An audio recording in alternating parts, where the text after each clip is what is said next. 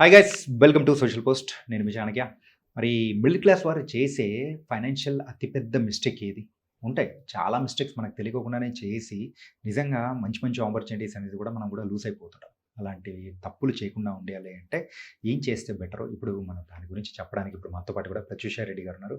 మన personal financial planner. మరి ఆవిడే ఆడదాం.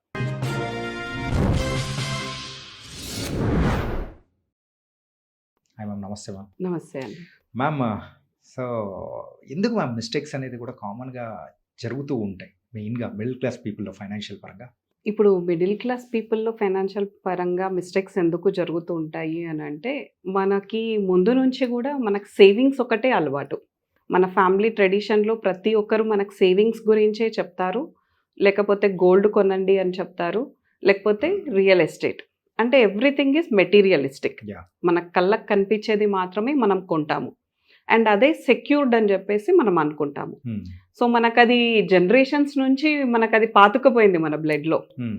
సో అంత ఈజీగా మనం ఇన్వెస్ట్‌మెంట్స్‌ని నమ్మము. సో మనం ఈ సోషల్ మీడియా ట్రెండ్ వచ్చిన తర్వాత, ఈ కోవిడ్ ఎప్పుడైతే మనకు ఎంటర్ అయిందో, ఆ టైం నుంచి చాలా ఎక్కువ మిడిల్ క్లాస్ పీపుల్ ఇన్వెస్ట్‌మెంట్ చేయడానికి ఇంట్రెస్ట్ చూయిస్తున్నారు. కాకపోతే వాళ్ళకి తెలీదు. వాళ్ళు ఏ జనరేషన్స్ కూడా చూడలేదు. Investments, markets, stocks, mutual funds అసలు ఇవన్నీ ఎలా ఉంటాయని కూడా చాలా ఫ్యామిలీస్‌లో ఐడియా ఉండదు. హ్మ్. సో ఏమైపోతుంది? పెట్టినప్పుడు బానే ఉంటున్నారు. హ్మ్. రిటర్న్స్ వస్తుంటే okay. They are happy with it. Returns ఒకటే ఇంపార్టెంట్ అనుకుంటాము. కానీ ఎప్పుడైతే మార్కెట్ అన్‌స్టేబుల్‌గా ఉందో, ఇప్పుడు చూసుకోండి ఒక 1 ఇయర్, 1.5 ఇయర్ నుండి మనకు మార్కెట్ అన్‌స్టేబుల్‌గా కనిపిస్తుంది. సో చాలా విత్‌డ్రావల్స్ అయిపోయాయి. రీడీమ్ చేసుకున్నారు. హ్మ్. చాలా వరకి ఎస్ఐపీస్ అన్నీ ఆపేశారు. ఎందుకు అనంటే ఆ మార్కెట్ అన్‌స్టెబిలిటీని ఎలా హ్యాండిల్ చేయాలి అన్నది మనకెవరు నేర్పించలేదు ముందు నుండి. హ్మ్. సో యాక్చువల్‌గా రిచ్ పీపుల్ చేసేది ఏంటి అనంటే వాళ్ళ పిల్లలకి వాళ్ళ ఫ్యామిలీలో చూస్తూ ఉంటారు వాళ్ళు రెగ్యులర్‌గా. హ్మ్. ఏం జరుగుతుంది? స్టాక్స్ ఎలా పెడుతున్నారు? మార్కెట్స్ ఎలా పెడుతున్నారు? మార్కెట్స్‌లోకి ఎలా ఎంటర్ అవుతున్నారు? ఎలా ఎగ్జిట్ అవుతున్నారు? అది వాళ్ళకి చిన్నప్పటి నుండే వాళ్ళ ఫ్యామిలీలో చూస్తూ ఉంటారు, నేర్చుకుంటూ ఉంటారు దాని గురించి. They will discuss with their parents. అంతా జరుగుతూ ఉంటుంది కాబట్టి హ్మ్. వాళ్ళు చాలా ఈజీగా తీసుకుంటారు వాటిని. సో వాళ్ళు చేసే పాయింట్ ఏంటి అనంటే, మార్కెట్స్ అన్‌స్టేబుల్‌గా ఉన్నప్పుడు మాత్రం they will get more into the market. మార్కెట్‌లోకి ఇంకా ఎక్కువ మనీ పెడతారు వాళ్ళప్పుడు. మనం చేసే మిస్టేక్ ఏంటి? మనం మార్కెట్స్ పడుతున్నాయి అన్నప్పుడు పెట్టిన మనీని కూడా తీసేస్తాం బయటకి. యాక్చువల్లీ మనం లాంగ్ టర్మ్ గురించి ప్లాన్ చేసుకొని మార్కెట్స్‌లోకి ఎంటర్ అయ్యాము అనంటే, మీరు ఆ టైమ్ ఫ్రేమ్ ఖచ్చితంగా మార్కెట్‌కి ఇవ్వాల్సిందే. హ్మ్. మార్కెట్ ఖచ్చితంగా మీకు మంచి రిటర్న్స్ ఇస్తుందప్పుడు. హ్మ్. సో మిడిల్ క్లాస్ వాళ్ళ మెంటాలిటీ ఏంటి అంటే భయంతో కూడింది ఉంటుంది కాబట్టి, ఆ భయాన్ని పక్కకు పెట్టేసి, మీరు ఈ ఇన్వెస్ట్‌మెంట్ అనే జర్నీని ఒక హ్యాబిట్ లాగా తీసుకోండి మీ లైఫ్‌లో. హ్మ్. ఒక హ్యాబిట్ లాగా తీసుకున్నప్పుడు ఏమవుతుంది? ఇప్పుడు డైలీ పొద్దున్న లేసి మనం చేసే రెగ్యులర్ వర్క్స్ ఏవైతే ఒక హ్యాబిట్ అయిపోతుందో మనకి, హ్మ్. ఇది కూడా ఒక హ్యాబిటే ఇంకా. హ్మ్. మార్కెట్ పెరిగినా, తగ్గినా మనకింకా సంబంధం లేదు. ఎవ్రీ మంత్ 5థ్‌కి నా అకౌంట్ నుండి 10,000 కట్ అవుతుంది, 20,000 కట్ అవుతుంది, లేదా 30,000 కట్ అవుతుంది అనంటే, it should go on. And మనం ఎప్పుడు కూడా మిడిల్ క్లాస్ వాళ్ళం రిటర్న్స్ ఎంతొస్తుందనే ఆలోచిస్తాం కానీ, అసలు ఈ అమౌంట్ నేను ఎందుకు పెట్టాను మార్కెట్‌లో? What is the purpose of this amount? హ్మ్. ఈ అమౌంట్‌తో నేనేం చేయగలుగుతా అన్నది ఆలోచించము. అది పెద్ద మిస్టేక్ మళ్ళీ. హ్మ్. అండ్ ఎందుకు ఆలోచించరు అనంటే, మనకి ఎంత తొందరగా రిచ్ అవ్వాలి అన్న ఆశనే ఎక్కువుంటుంది. కాకపోతే రిటర్న్స్ కన్నా ఎప్పుడు కూడా ప్లానింగ్ అనేది చాలా ఇంపార్టెంట్. అండ్ పేషెన్స్ అనేది చాలా ఇంపార్టెంట్ మార్కెట్‌లో. హ్మ్. సో ఈ రిటర్న్స్ అక్యుములేషన్ తొందరగా రావాలి అన్న తొందరలో, మనం ఏదైతే ప్లానింగ్ చేసుకోకుండా మార్కెట్‌లోకి ఎంటర్ అవుతున్నామో, హ్మ్. అది చాలా పెద్ద మిస్టేక్. అంటే ఒక గోల్ ఉండాలి. ఇప్పుడు మనము మాట్లాడుకోవాలి అనంటే, ఇప్పుడు ఒక 10,000 గానీ, 20,000 గానీ మార్కెట్‌లో పెడుతున్నాం ఎవ్రీ మంత్. అది ఏ పర్పస్‌కి పెడుతున్నాం? అండ్ ఎన్ని ఇయర్స్ టైమ్ ఫ్రేమ్‌కి పెడుతున్నాం? 10 ఇయర్సా? 20 ఇయర్సా? రిటైర్మెంట్ కోసం పెడుతున్నారా? పిల్లల ఎడ్యుకేషన్ కోసం పెడుతున్నారా? లేకపోతే హోమ్ కోసం పెడుతున్నారా? లేకపోతే మీ ఫ్యూచర్ లగ్జరీస్ కోసం పెడుతున్నారా? మీ ట్రావెలింగ్ కోసం పెడుతున్నారా? What is it? అసలు ఎందుకు పెడుతున్నారు మార్కెట్లో అన్న పర్పస్ లేకపోతే కూడా మనం ఇట్లాంటి సిచ్యువేషన్స్ వచ్చినప్పుడు డబ్బులు బయటకు తీసేస్తాం ఖచ్చితంగా. ఇప్పుడు సపోజ్ ఒక బ్రెయిన్లో ఒక గోల్ ఉంది మనకి. ఇప్పుడు ఒక 20 years తర్వాత I want go world tour. నేను ఒక వరల్డ్ టూర్కి వెళ్ళాలి. దానికి ఇంత అవసరం పడుతుంది, ఇప్పుడు ఇంత ఖర్చు అవుతుంది ఒక వరల్డ్ టూర్ వెళ్ళడానికి. ఇన్ఫ్లేషన్తో కన్సిడర్ చేసుకొని ఒక 20 years తర్వాత ఎంత అవసరం పడుతుందో మనం కార్పస్ క్యాల్కులేట్ చేసుకొని దానికి సంబంధించిన ఎస్ఐపి మనం ఎవ్రీ మంత్ వేసామనుకోండి, ఇంకా మీ ప్యాషన్ ఏదైతే ఉంటుందో వరల్డ్ టూర్కి వెళ్ళాలి అన్నది అది తీయనియదు ఆ డబ్బుని. మీరు మార్కెట్స్ని ఫస్ట్ అర్థం చేసుకోవాలి. మిడిల్ క్లాస్ పీపుల్ ఏంటి అని అంటే మార్కెట్స్ని అర్థం చేసుకోకుండా జస్ట్ ఓకే ఇక్కడ పెడితే రిటర్న్స్ వస్తాయి అనే మార్కెట్లోకి ఎంటర్ అవుతున్నారు తప్ప ఆ రిటర్న్స్ ఎప్పుడు వస్తాయి, ఎలా వస్తాయి అన్నది తెలుసుకోవట్లేదు. మ్యూచువల్ ఫండ్స్ అనేది ఇప్పుడు అందరు చెప్తుంటే యూట్యూబ్లో కానివ్వండి, సోషల్ మీడియాలో ఎవరైనా రీల్స్ చేస్తుంటే చూసేసి మ్యూచువల్ ఫండ్స్లో పెట్టడం కానివ్వండి, అదొక ట్రెండ్ లాగా అయిపోయింది. 5 years max to max 5 years wait చేస్తున్నారు. 5 years వరకు కూడా వాళ్ళకి ఏ రిటర్న్స్ ప్రాపర్గా కనిపించట్లేదు.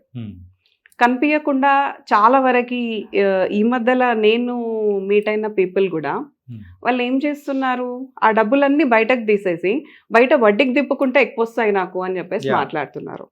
2% వడ్డీకి ఇచ్చేస్తాను, సో అది నాకు చాలా ఎక్కువ రిటర్న్స్ ఇస్తుంది, నేను 5 years వెయిట్ చేసినా మ్యూచువల్ ఫండ్స్ నాకు ఏం ఇవ్వట్లేదు అని చెప్పేసి. నువ్వు 5 years వెయిట్ చేసావు, 5 years ఏనా నీ గోల్ అనేది? కాదు. ఇప్పుడు నీకు 20 years గోల్ ఉంది, నేను 20 years తర్వాత ట్రావెల్కి వెళ్ళాలి అని చెప్పేసి ఆ 20 years వెయిట్ చేయు. ఇప్పుడు మనం ఇంతకుముందు ఒక 1 crore బిల్డ్ చేయడానికి ఎంత టైం మనం ఇవ్వాలి అన్నది మాట్లాడుకున్నప్పుడు ద సేమ్ ప్రతి ఒక్క దానికి కూడా మనం ఒక టైం ఇవ్వాలి. మనం మార్కెట్కి ఎంత టైం ఇస్తే మార్కెట్ అంత మంచి రిటర్న్స్ జనరేట్ చేసి మనకి కార్పస్ అక్యుములేట్ చేసి ఇస్తుంది మనకి.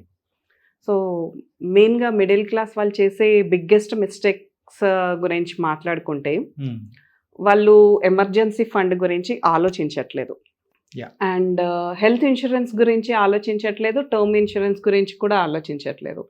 చాలా వరకు ఇప్పుడు క్లయింట్స్తో డిస్కస్ చేసేటప్పుడు కూడా వాళ్ళు ఎమర్జెన్సీ ఫండ్ అని అంటే దే ఆర్ సేయింగ్ దట్ చూద్దాం మేడం దాని గురించి తర్వాత ఆలోచిద్దాము. హెల్త్ ఇన్సూరెన్స్ ఉంది అని అంటే ఓకే మాకు కంపెనీ తరఫున హెల్త్ ఇన్సూరెన్స్ ఉంది, టర్మ్ ఇన్సూరెన్స్ ఉంది, ఇట్స్ ఇనఫ్ అని మాట్లాడతారు. కాకపోతే కంపెనీ తరఫున ఏదైతే మనకు health insurance and term insurance ఉంటుందో అది మనం ఆ కంపెనీలో ఉన్నంత వరకే పనిచేస్తుంది. మెయిన్గా హెల్త్ ఇన్సూరెన్స్ అయితే వన్స్ ఇప్పుడు సపోజ్ ఒక 6 months బ్రేక్ వచ్చింది అనుకోండి మీకు మీ కెరియర్లో, ఆ 6 months టైం ఫ్రేమ్లో మీ హెల్త్కి గ్యారంటీ ఏంటి? నథింగ్. మీరు ఆ కంపెనీలో లేరు, ఆ కంపెనీకి మళ్ళీ మీరు వెళ్ళి నేను మీ కంపెనీలో ఎన్ని సంవత్సరాలు వర్క్ చేశాను, ఇక్కడ హెల్త్ ఇన్సూరెన్స్కి మీరు ప్రీమియమ్స్ కట్ చేశారు, you are provided health insurance, can you please provide me అని అంటే వాళ్ళు ఈజీగా నో సారీ అని చెప్పేస్తారు. సో అందుకే మీరు మీకు కంపెనీ తరఫున ఉన్నా కానీ మీరు అట్లీస్ట్ బయట తీసుకోవడానికి ట్రై చేయాలి. సో అండ్ టర్మ్ ఇన్సూరెన్స్ కూడా సేమ్ అంతే. మనం బయట మన పర్సనల్ టర్మ్ ఇన్సూరెన్స్ అనేది కూడా చాలా ఇంపార్టెంట్. అండ్ నెక్స్ట్ వచ్చేసి మనం మాట్లాడుకున్నట్టు గోల్ అనేది చాలా ఇంపార్టెంట్. గోల్స్ పెట్టుకోకుండా ఇన్వెస్ట్మెంట్ చేయొద్దు ఎప్పుడు కూడా. అండ్ మార్కెట్స్కి చాలా మంచి టైం ఫ్రేమ్ ఇవ్వండి. టైం హారిజన్ అనేది చాలా important. And me risk appetite ఎంత ఉంది, మీరు ఎంత రిస్క్ తీసుకోగలుగుతారో అంత రిస్క్ మాత్రమే తీసుకోండి మార్కెట్లో. మీరు మ్యూచువల్ ఫండ్స్లో పెట్టి రిస్క్ తీసుకోగలుగుతాను, నేను అంతే ఇంకా ఎక్కువ తీసుకోలేను అని అంటే you go for mutual funds only. కానీ స్టాక్స్కి వెళ్ళి అక్కడ మళ్ళీ మీరు లాస్ అయిపోయి టోటల్గా ప్రిన్సిపల్ని జీరో చేసేసుకొని ఆ తర్వాత మార్కెట్ని తిట్టకండి. ఎందుకు అంటే అది మీ మిస్టేక్. మీరు స్టాక్స్ గురించి తెలుసుకోకుండా, స్టాక్ మార్కెట్ గురించి తెలుసుకోకుండా మీరు ఎంటర్ అయిపోయారు మార్కెట్లో. సో సేఫెస్ట్ ఇన్వెస్ట్మెంట్ ప్రోడక్ట్ అంటే మనం మ్యూచువల్ ఫండ్స్ అని చెప్పొచ్చు. కాకపోతే మంచి టైం ఫ్రేమ్ ఇవ్వండి, తొందరగా స్టార్ట్ చేయండి, ఎర్లీగా స్టార్ట్ చేయండి, యంగ్ ఏజ్లో స్టార్ట్ చేయండి. Don't wait for 35-45 years. ఆ ఏజ్లో ఆలోచించకండి ఇన్వెస్ట్మెంట్స్ గురించి. ఓకే. ఇప్పుడు యంగ్స్టర్స్ అందరూ 25 ఇయర్స్లోనే స్టార్ట్ చేస్తున్నారు ఎర్నింగ్, కాబట్టి మీరు ఎర్న్ చేసే దాంట్లోంచి 5-10% అన్నా అట్లీస్ట్ స్టార్ట్ చేయండి అందులో. సో మిడిల్ క్లాస్లో మనకి బిగ్గెస్ట్ మిస్టేక్ మళ్ళీ పేరెంట్స్ దగ్గర నుంచి కూడా వస్తుంది. ఓకే. ఇప్పుడు పిల్లలు suppose they are trying to put into mutual funds అనుకున్నా కానీ పేరెంట్స్ అలౌ చేయట్లేదు. Yeah. ఇల్లు కొనేసుకో, ఈఎంఐ పెట్టేసుకుంటే ఇంకా నువ్వు కాన్స్టెంట్గా ఖచ్చితంగా ఆ ఈఎంఐ కోసమన్నా నువ్వు వర్క్ చేస్తావు అన్న మెంటాలిటీ పేరెంట్స్ క్రియేట్ చేస్తారు పిల్లలకి. సో అదే మెంటాలిటీ మీరు మ్యూచువల్ ఫండ్స్లో ఇన్వెస్ట్మెంట్ చేయడానికి కూడా క్రియేట్ చేసుకోవచ్చు కదా. ఇల్లు కొనుక్కున్నావు అంటే ఇంటి వాడి అయిపోతావు, అబ్బా చాలు అని చెప్పేసి అనుకుంటారు, కానీ తర్వాత ఈఎంఐ వల్ల వచ్చే ఇబ్బందులు ఏంటా అనేది కూడా ఆలోచించట్లేదు. అది ఎంత స్ట్రెస్ క్రియేట్ చేస్తుంది ఈ జనరేషన్ పిల్లలకి అన్నది వాళ్ళ నోట్తో వాళ్ళు అనుభవించేది చెప్తేనే మనకు అర్థమవుతుంది. Yeah. ఎందుకు అని అంటే ఆ స్ట్రెస్ తీసుకోలేక కూడా చాలా వరకు అందరూ డిప్రెషన్స్కి వెళ్ళడం అలాంటి స్టేజెస్ కూడా చూస్తాము. సో అలా కాకుండా మంచిగా కూల్గా ప్లాన్ చేసుకోండి. 25 ఇయర్స్లో మీరు మీ ఇన్వెస్ట్మెంట్ జర్నీ స్టార్ట్ చేస్తే ఒక 35 ఇయర్స్ వరకు ఈజీగా అట్లీస్ట్ మీరు ఒక 1.5 crore లేకపోతే 2 crores ఇల్లు కొనుక్కుందాం అనుకున్నా ఒక 50 lakhs అన్న అక్యుములేట్ చేసుకోండి. Yeah. ఆ తర్వాత మీరు హోమ్ లోన్కి వెళ్తారా ఏందా, ఆ తర్వాత ప్లానింగ్ స్టార్ట్ చేయండి. ఓకే. అప్పుడు మీకు ఈజీ అవుతుంది మీ లైఫ్ కూడా. సో అట్లా వెళ్ళి ఇబ్బందులు పడడం కన్నా కానీ ఇట్లా సేవింగ్ చేసుకొని తర్వాత మనం వెళ్ళిపోతే it will be better. At least ఒక కార్పస్ మన చేతిలో ఉంచుకొని మనం హోమ్ లోన్కి వెళ్తే, సపోజ్ మనం హోమ్ లోన్ ఈఎంఐ కట్టలేని పరిస్థితి ఎప్పుడైనా వచ్చిందనుకోండి, ఈ అక్యుములేషన్ చేసిన కార్పస్ మనకు చాలా బ్యాక్ బోన్ లాగా నిల్చుంటుంది. Okay. And it was nice and thank you so much. Yeah.